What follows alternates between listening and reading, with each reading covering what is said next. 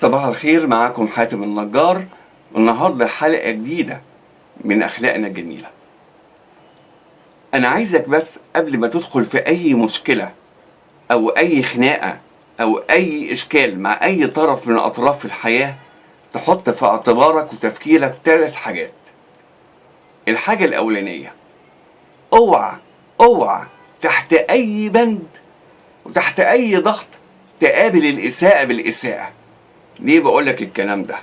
علشان الطرف اللي بيتخانق معاك واللي عامل معاك المشكلة وبيسيء ليك هيحاول يخلي رد فعلك أقوى منه في الإساءة، وهنا هتبقى أنت الغلطان، وبدل ما تاخد حقك هيضيع منك حقك.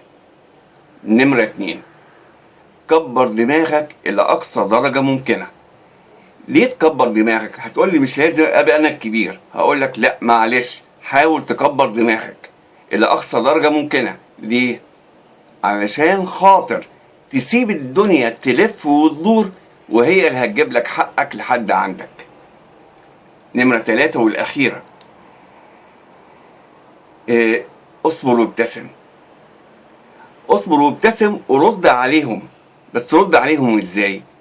بإنجاز جديد في حياتك يخليهم يعني تنكد عليهم، أو بنجاح جديد في حياتك.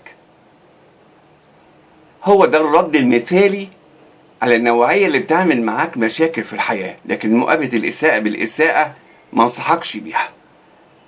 كنت معاكم حاتم النجار، وقبل ما اسيبكم ياريت لايك واشتراك في القناة وتفعيل زر الجرس وشير على قد ما تقدروا.